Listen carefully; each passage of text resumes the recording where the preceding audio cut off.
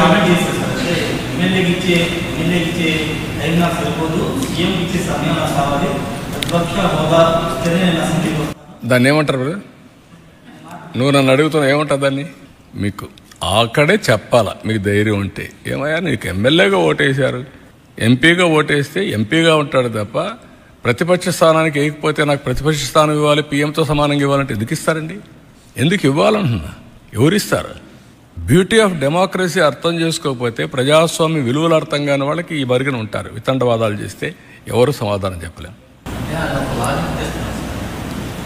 మూడు రాజకీయ పార్టీలు, 4 రాజకీయ పార్టీలు ప్రాతినిధ్యం 3 కోట్లుగా ప్రభుత్వం ఉన్నారు కాబట్టి మేము ఒక్కరిగా ఉన్నాం కాబట్టి మాకు ప్రతిపక్ష పార్టీ.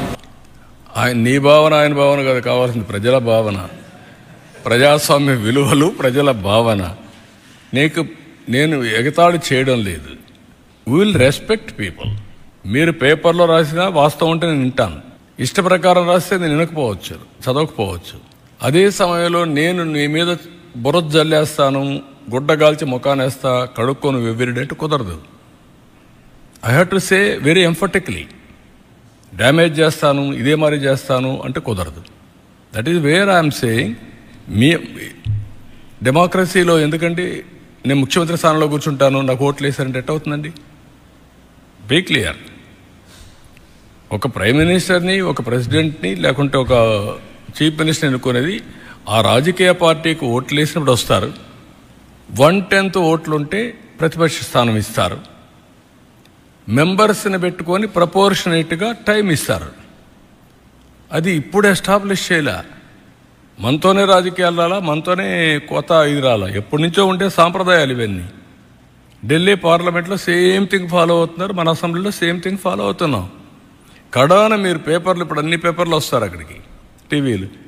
5 సంవత్సరాలు కొన్ని పేపర్లు రానిచ్చారా? టీవీలు రానిచ్చారా?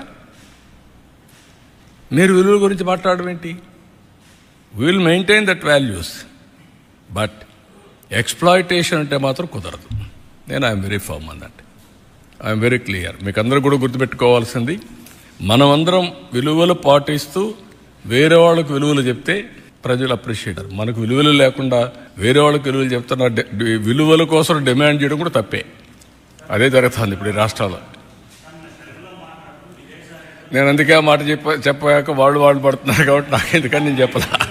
కాదు, అలాంటి వాళ్ళు విలువలు మాట్లాడడం ఎందుకంటున్నా. ఓకే అమ్మా, థ్యాంక్ యూ.